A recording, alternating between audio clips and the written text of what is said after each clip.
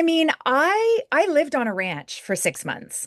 Oh, So yeah, back in the day, I lived on a ranch in Alberta for 6 months, and I learned very quickly um, how difficult it is. I learned that the work doesn't end when the sun goes down.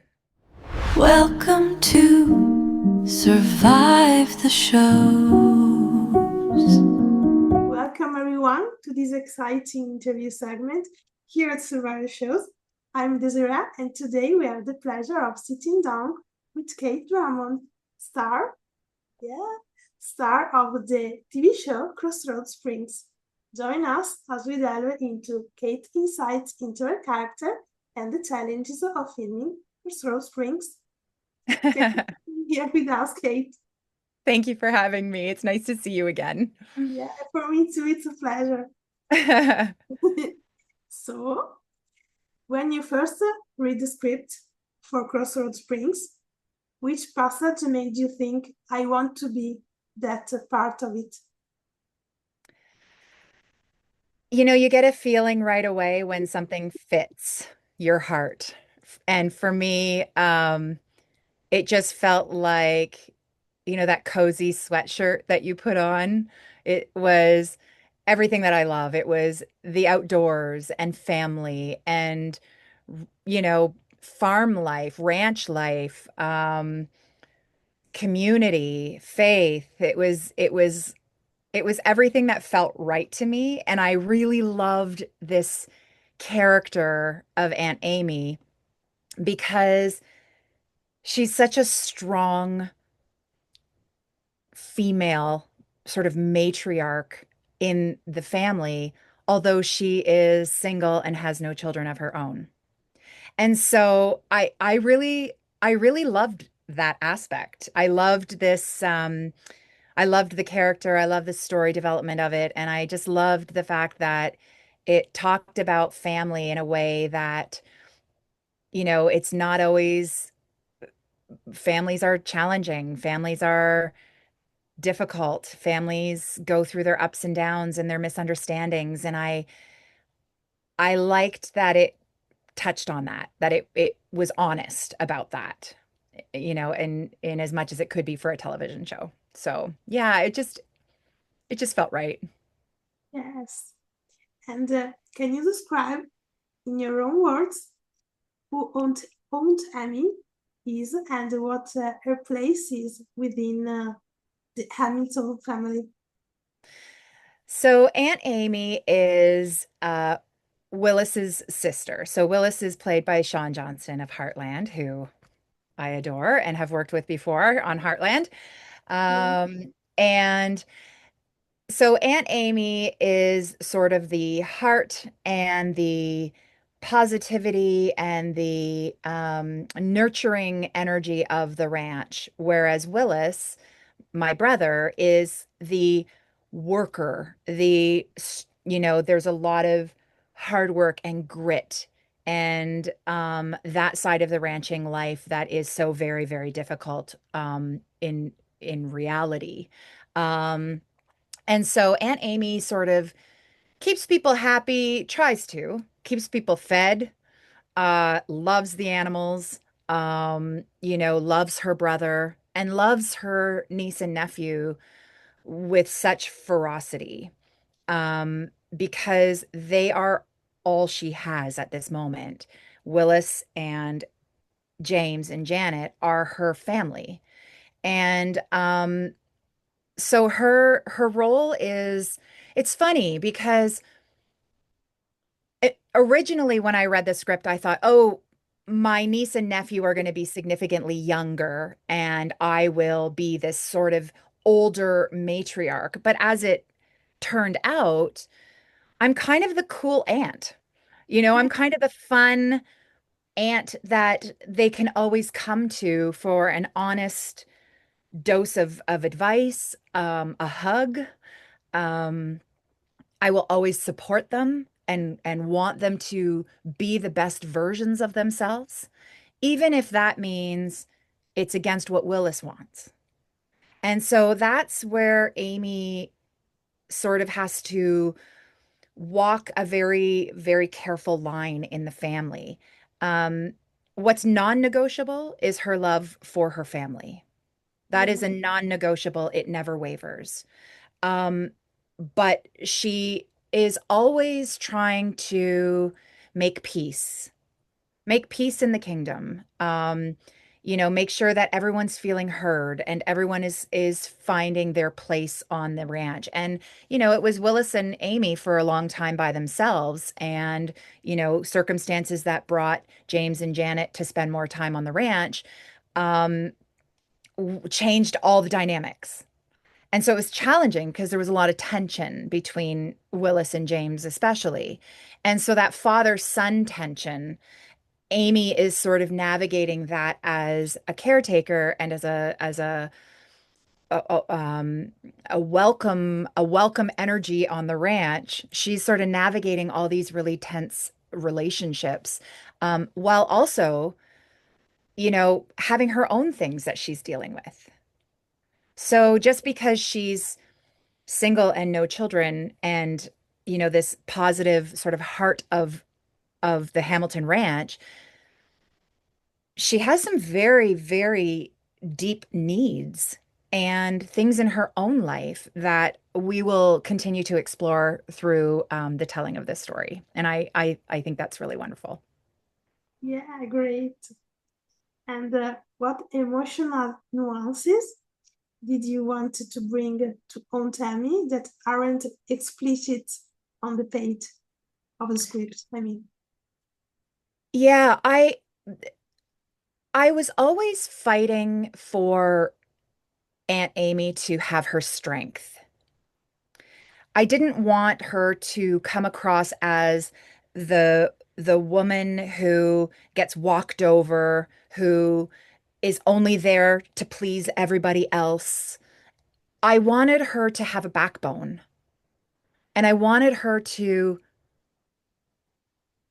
struggle with that duality of keeping the peace, but also sometimes having to not keep the peace, and the cost of that to her. And so we had lots of conversations. I adored this cast. The openness and discussions about script and about scenes before we even went to camera. We would shoot all day and meet at night and go through the scene and for the following day. And Jonathan and Emily and I especially, and we would sit there and dissect it and find out, like, is this taking away from Aunt Amy's power? Is it making her weak when she doesn't need to be? And so that part was really important to me, that you can be equally loving and nurturing as a woman, but you can also be incredibly strong and ferocious with your love and your opinions. And I really wanted that to come across with Aunt Amy. And I think we achieved that. Um, and there were some, I wanted, when Aunt Amy reveals her vulnerabilities, I wanted them to be earned. I didn't want her to just have her open heart all the time for everyone to see. I wanted her to keep her cool and be the glue of the family. But then when those moments hit where she crumbles and feels like she's losing control, that those are authentically earned. And that was really important to me. yeah, that's amazing. So the series centers on family, faith, Hmm. and sacrifice. Which of these themes resonates with you the most and why? Family, faith, and sacrifice resonates with me as a person, as Kate. Um, Faith. I mean, listen, I am a huge family person. I love my family immensely. I'm a proud aunt. Yay! Go Auntie Kate. I love my nephews so much. But faith, that for me is a life journey. I mean, my faith with God, with the universe, with the path unfolding, that is that is a core um, quality that I hold on to because, as you know, I was a school teacher for a very, very long time before I became an actress. And I left teaching after many, many years, a dozen years, and I loved it. It took an incredible amount of faith in myself, in my intuition that was calling me to do something else. It took a lot of faith to make that leap from the classroom into this world of acting, where at 35 years old, I was coming in with not a lot of experience, but a lot of heart and a lot of drive. And so faith for me is everything. If you don't have faith, you can't repair relationships in family. If you don't have faith, you can't have the courage to make a sacrifice because you don't know that there's going to be a positive outcome or you don't have that hope. And so I feel like faith is sort of the backbone of all the themes. And it's faith in yourself and faith in others and faith in God and faith in the universe. So that theme is most important to me. That's amazing.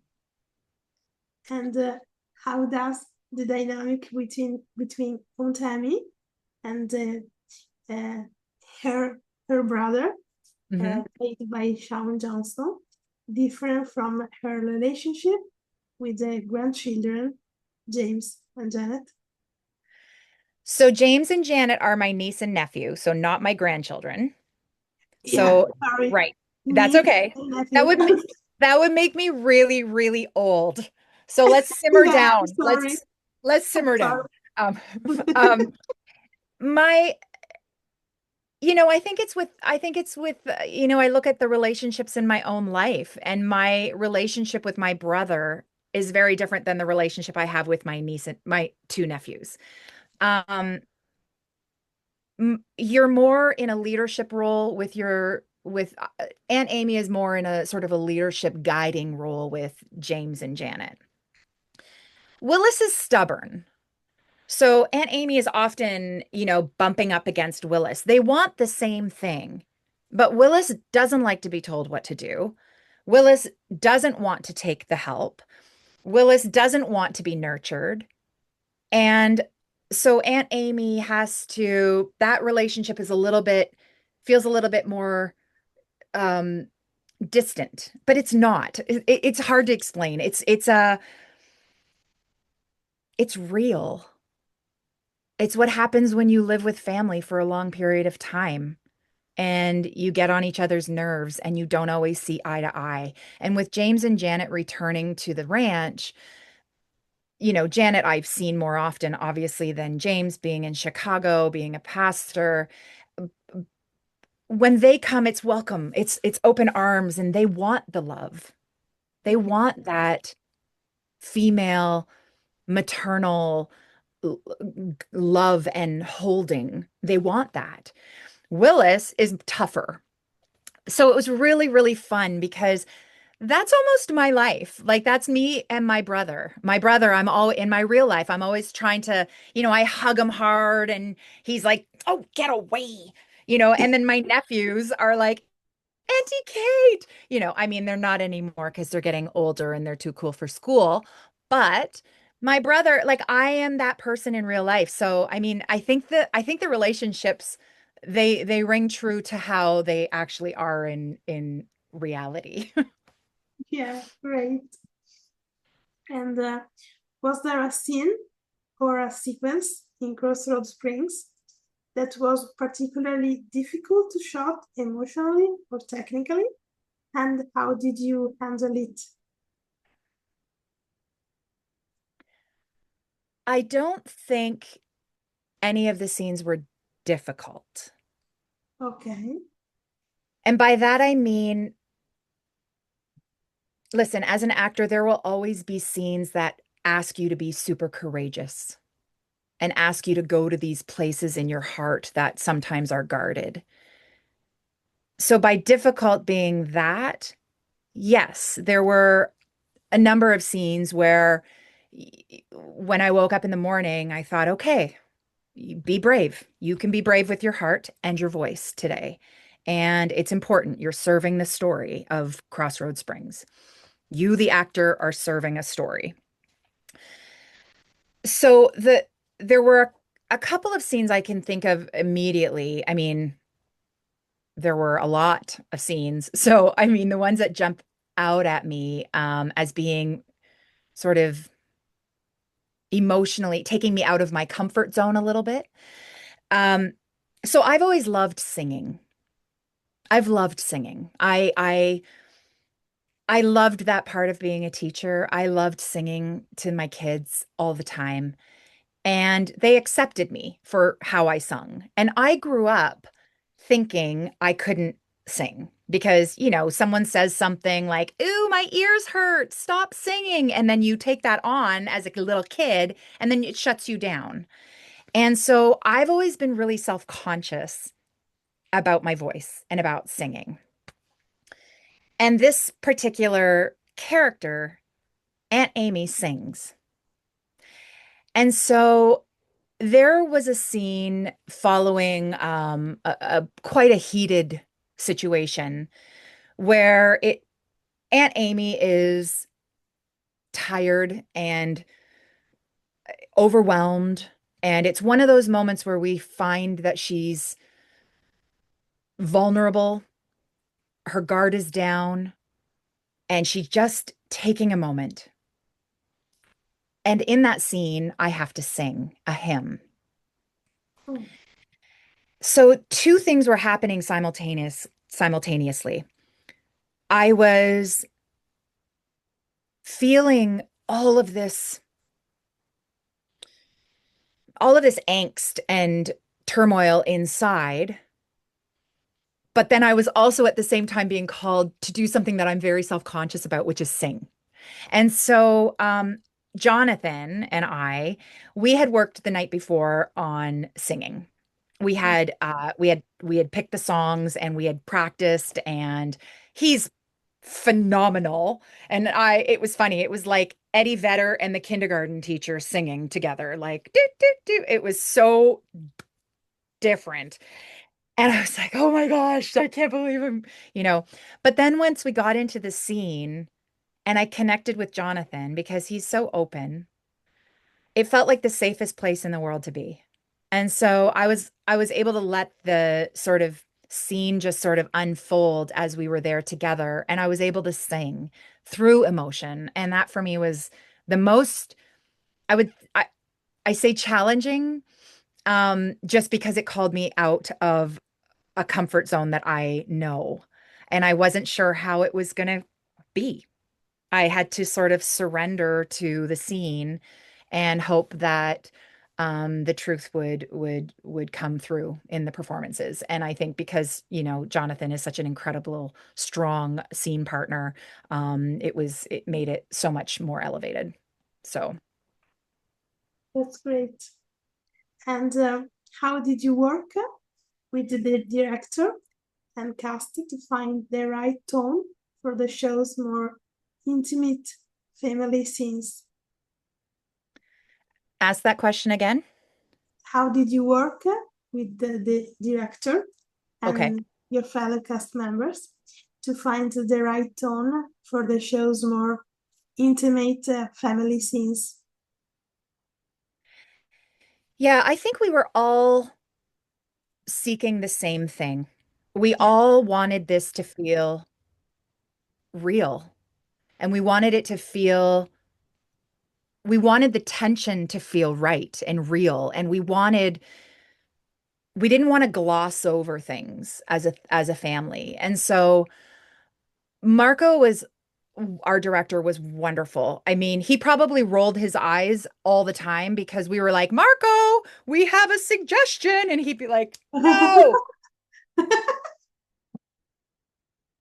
think we all sort of valued that in each other, that we were all fighting for the same thing, and that was to make the story better, and as strong and relatable as possible. So every time before we went to set, no matter who I was acting with, we would touch base. If it was Jonathan or Emily, because we were all staying in the same place and we had the bulk of our scenes together, we would meet. We would get home, grab a snack, go down into the lobby of the hotel and open our books and go through our scenes and figure out like how can we make it stronger? How can we raise the stakes? And we all brought an idea to how we felt the scene would be stronger. And so, the collaboration on this show was incredible. And the trust that the producers had in us as actors, that they trusted our intuition for our characters. So if I were to say this doesn't feel right for Aunt Amy, this goes against everything I've been trying to do with this character, we would have a full conversation. And so it may have been time consuming, but I think it's worth it. And especially in a first season, when you're trying to lay a foundation of rock, not a foundation of sand. You want a foundation of rock that people know who they are, what their ethos is, where they want to fit in the family, how they see the family. Um, and so I think, the collaboration in this first season was there was so much of it because we really believe in this show and we really believe in this story. And, we all wanted the same thing, which was to make it the best and most relatable story that we could. That's amazing. And how did you build on Tammy's unwritten backstory to support your acting choices? Well, it's tricky because when you're doing a series, things come out down the line. Yeah. So further on in season one or season two in their planning, if we go to a season two, um, there is already a map that I don't know necessarily.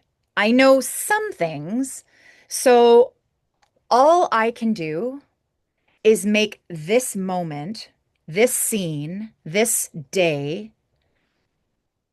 real. And so a lot of the times it's how have I, this is my process for acting, it's not everyone's, but how have I, Kate, felt in a situation like this? What behaviors do I do that I try to hide, or which weird quirks can I let come through in this character?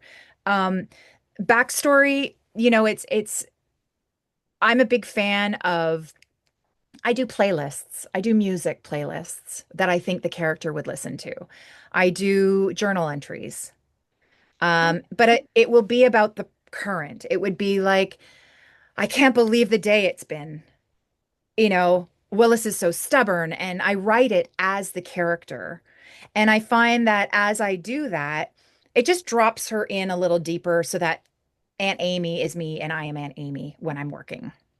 So it Yeah. doesn't feel like I'm putting something on. It just feels like it kind of feels like it's me, and I think, that's my process. It's like I said, it's not everyone's process, but and a lot of my character preparation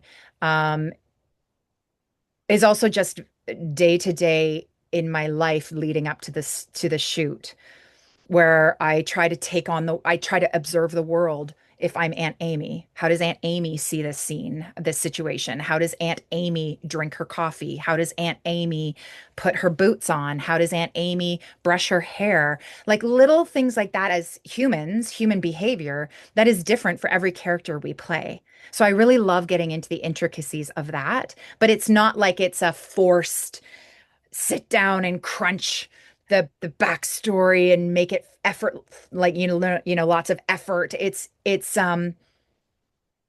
very intuitive and very natural, my prep. Yeah, that's amazing. And did you do any research that help you make Ontami feel authentic? Like her job. Her- Yeah, well, I mean, I lived on a ranch for 6 months. oh, So yeah, back in the day, I lived on a ranch in Alberta for 6 months, and I learned very quickly um how difficult it is. I learned that the work doesn't end when the sun goes down, yeah, and that you go to bed tired and you wake up tired. And so that I feel like it's that aspect of Aunt Amy was in me. Um, so I didn't feel like I had to do too much on that. But there were certain things that came up in the script, of course, that were, talking about certain land development deals and things like that. And of course, I mean, research is your best friend as an actor. If you don't know what you're talking about, you cannot say those words authentically. So thankfully, between Jonathan and Emily and I, we were all able to be very, very clear in what things meant. When things came up, Emily especially would come in and she'd be like, okay, I researched this and I looked it up on this website and this is what it means and this is and I'd be like, okay, good. And there were certain things I didn't understand at all. And I had to basically go to Emily and Jonathan's school where they literally taught me, what this particular thing was. It was all about land and legalities and things that my brain just doesn't work. Um, so, that there was a lot of research in that aspect. But when it came to just sort of understanding ranch life, I lived in a bunkhouse, a little house in the middle of a meadow, and I got to know that's where my love of horses came from. I got to work with a horse who was very injured, and I learned to respect the land because the land is so very brutal. The land is brutal. Nature is hard for a sensitive person to watch. I mean, nature in and of itself is survival of the fittest. It's the food chain. But as a city person going and living on a ranch and seeing things before my very eyes that I have only ever seen in movies, they change you. It changes your heart a little bit because you've seen it in real life. You've seen a hunt happen from animal to animal. You've seen animals get sick. You've seen the storms come in and what you do to prepare for them. And, there was a wildfire very, very close to where I was staying. And at one point there was an evacuation plan put in place. So who takes the dogs? Who unlatches the gates so that the animals can run free? Who does this? Who does that? And it was this constant hyper awareness of everything on the ranch at the same time. And with that in mind, I had sensitivity towards Willis. Aunt Amy could be sensitive to Willis's gruffness because he's managing all of that. yeah. So it really informed me. I felt really lucky. And I guess that's why when I said it felt like putting on an old sweatshirt when I read this script, I think that's part of the reason why I was really fortunate to have that experience on the ranch. That's amazing. And what balance between humor and drama did you aim for in portraying Ontami? Did you, Um, yeah, oh, sorry, there's part two. Keep going. did you lean more toward one than the other? Well, I'm kind of dorky in real life. Like, I love to laugh. I love to be silly. I don't take myself too seriously. Um, so, I mean, I was always looking for places to keep the levity. And I think that's very true for Aunt Amy, that was she wanted people to be okay. She wanted people to, you know,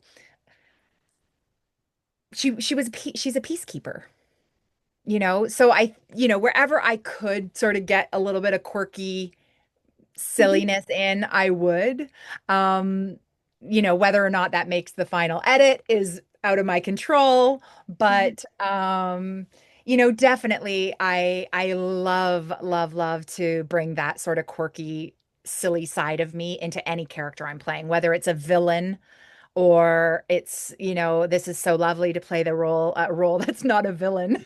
I'm not an, I'm not the antagonist, although I love my antagonist roles.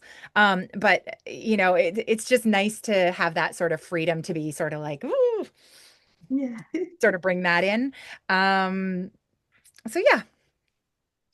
Great. So the last question. Okay. Can you tell us about your project after Crossroad Springs? Can I? Can I? Can I? Can I?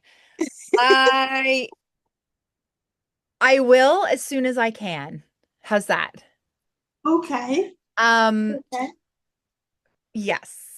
I will fill you in on that when I can. I hate being that person that's like, I can't tell you, but there's something coming. But there's something coming up the pipes I just can't tell you. So I really am that person. Okay. Um, But no, I started the year with doing a Christmas movie in another Christmas movie I was shooting up in Northern Ontario. It's called Uphill to Christmas. And my good friends who produced Christmas Island and a 90s Christmas asked me to come in and play a role. And so I play a mayor. Ooh. And it's not a big role, but it's a very, very fun role. And any chance I get to work with my friends at Vortex, I love seeing them and Christmas movies are so fun. Like I love Christmas. I love shooting Christmas movies. That is, I mean, I can talk about that because we've already shot it. Yeah. But yeah, there are some things coming, but I just Yeah. Great. So this is it. Make sure all of you to coach Crossroad Springs from the last Saturday of August. Yep. And thank you. Yeah. And thank you. And Yeah. Tell me. Tell me. if you're in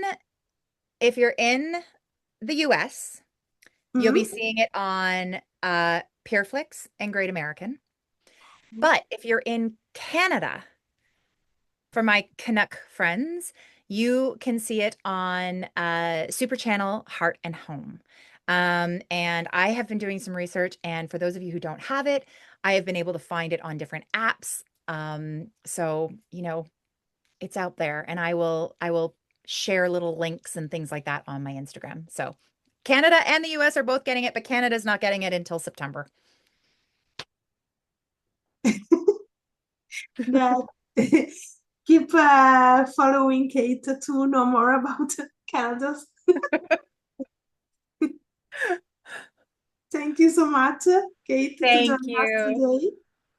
Thank And you so much. and thank you all for watching. Bye. Bye, everyone. Mwah.